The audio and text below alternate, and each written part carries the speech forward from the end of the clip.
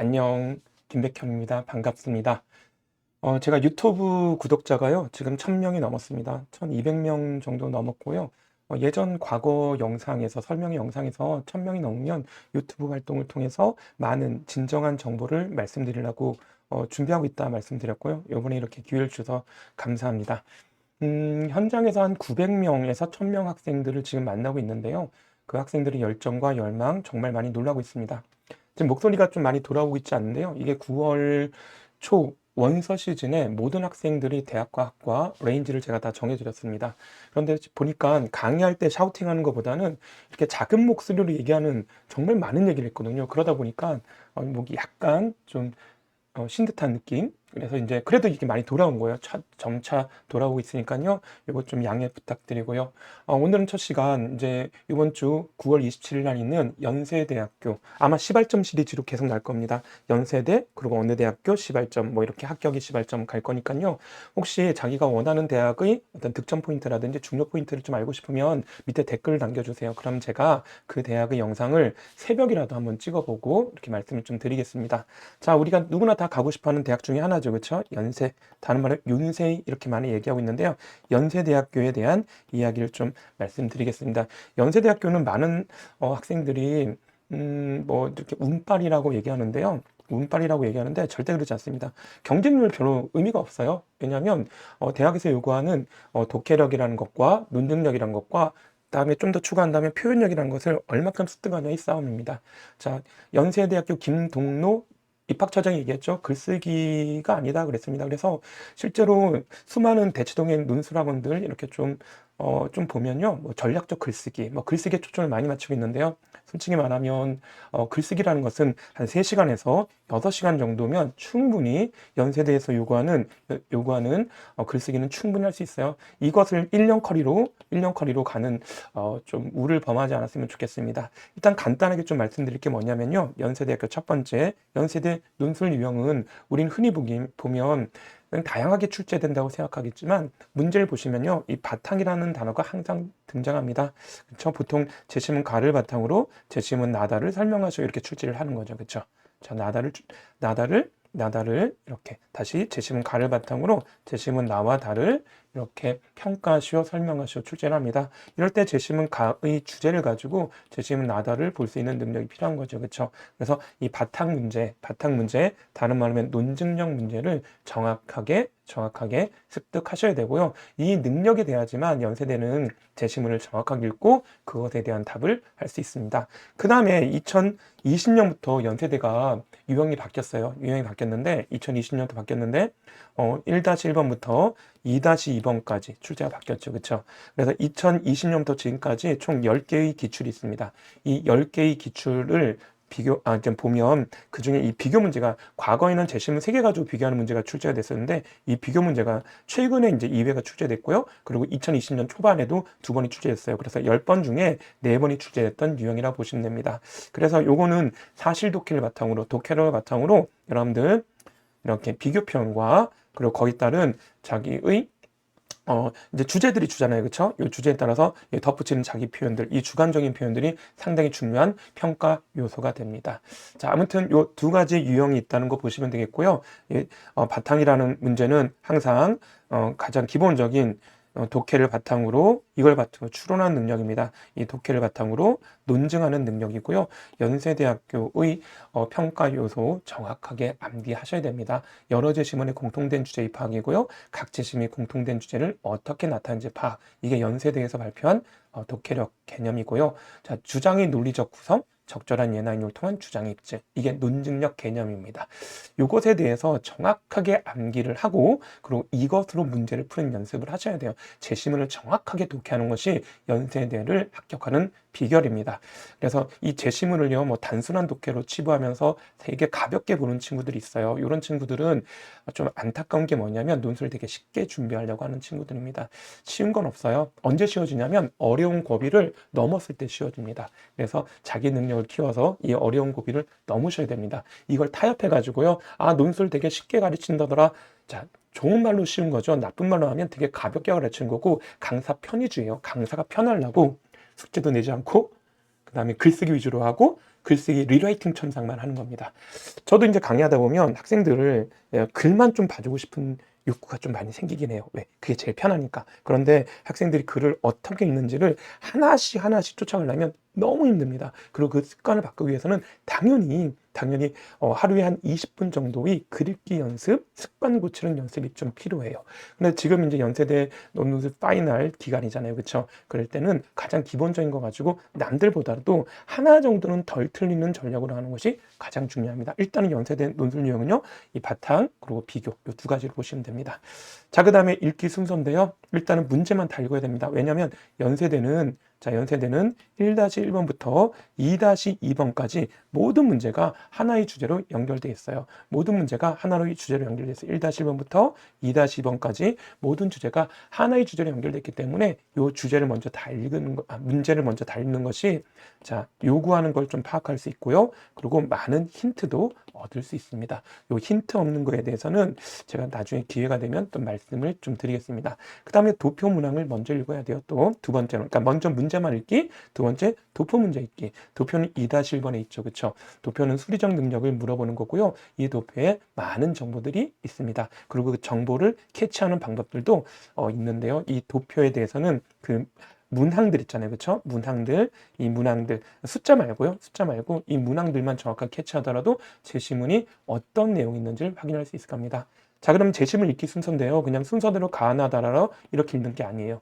이 순서도 문제를 보면 이 문제 앞에서 어떤 순서로 읽으라는 그 순서를 정확하게 제시하고 있습니다. 자, 예를 들면 제시문 가를 바탕으로 나다를 분석하시고 그러면 당연히 가를 먼저 읽으셔야 되겠죠. 그런데 만약에 제시문 나를 바탕으로 가다를 분석하시면 제시문 나를 먼저 읽어야 되는 요거 잊지 마시기 바랍니다.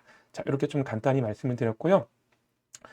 자, 그 다음에 하나만 더 볼게요. 이렇게 시간 배분인데요. 보통 이게 2시간이잖아요. 그렇죠? 연세대는 2시간이고 이게 30분, 30분, 30분, 30분 이렇게 생각할 수 있어요. 절대 그러면 안 됩니다. 보통 요 1-1번에서 제시문 3개를 우리가 읽어야 됩니다. 그래서 여기 있는 시간에서 좀 시간을 가져와야 돼요. 그래서 1-1번은 보통 40분 정도, 1-2번이 25분, 25분.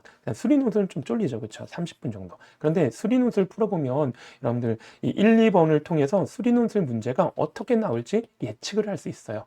연세대는 지금까지 수리논술이라고 얘기한 적이 없어요.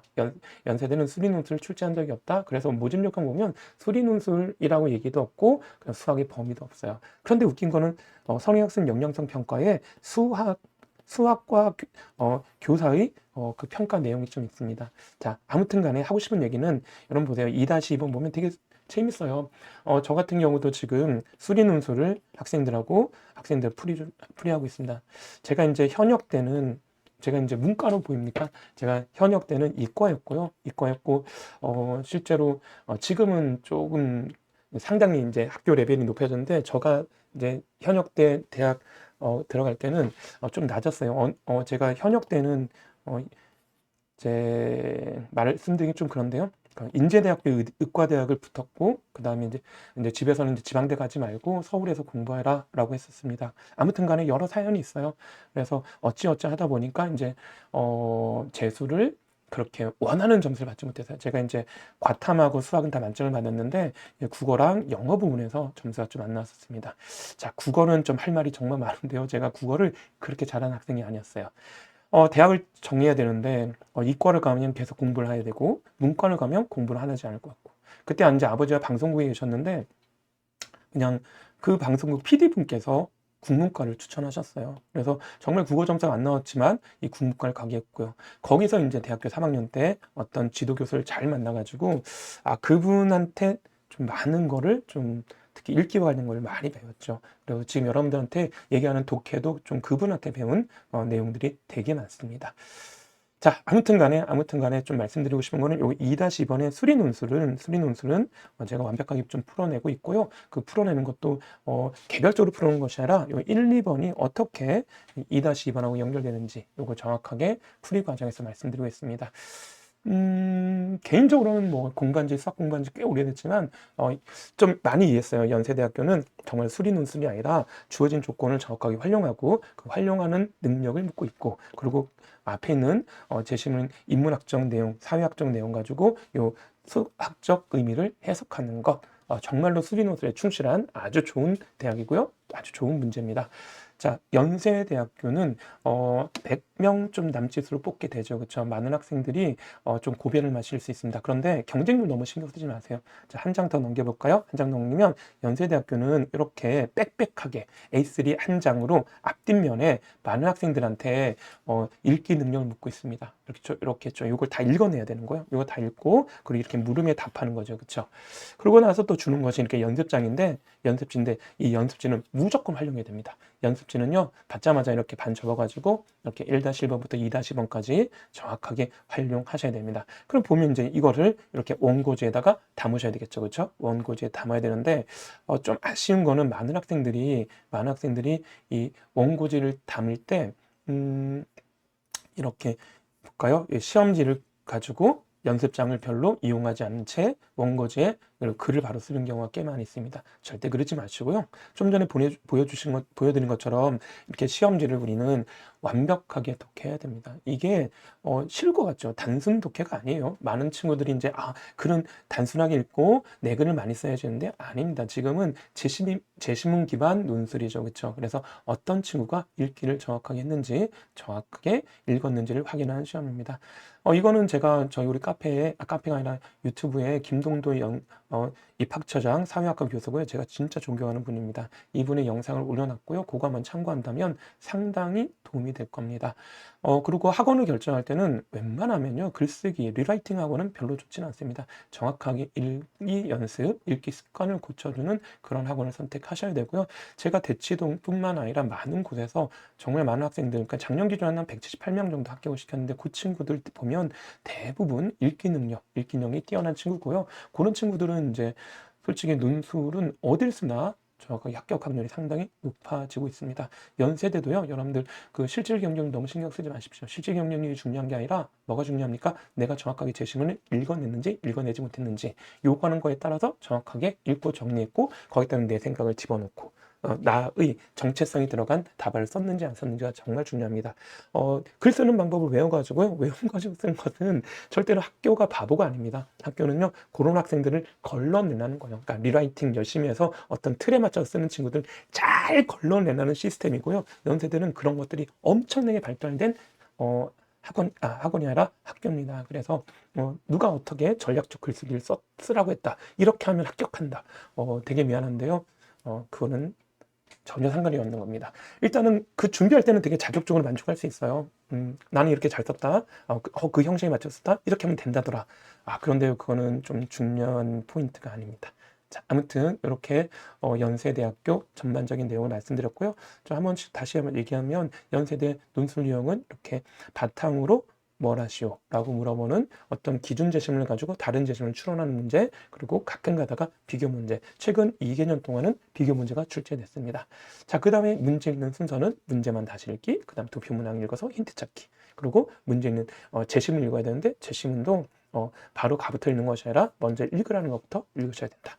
자, 그 다음에 시간 배분은 40분, 25분, 25분, 30분이 정배인데 만약에 수료생들 자신 있다 그러면 1-1번을 45분 정도 배분하셔야 된다. 자, 그 다음 이거는 뭐였냐면요, 그렇죠, 읽기가 중요하다. 연세대학교는 무조건 이 제시문을, 난도 있는 제시문을 정확하게 읽어내고, 그리고 이걸 읽어낸 거 가지고 또 다른 제시문을 또 읽어내는 능력이다. 그게 표든 수리논술이든 다 동일한 유형이다. 이렇게 말씀드리겠습니다.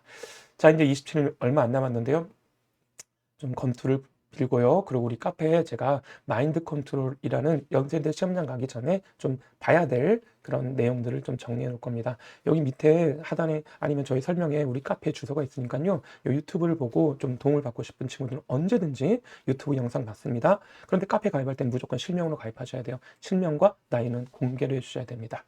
자, 그렇게 들어오신다면 저는 적극 환영하겠습니다. 그리고 필요한 것들은 밑에 댓글로 달아놓으면 제가 잘 보고 정리 한번 하겠습니다. 네, 감사합니다. 여기까지.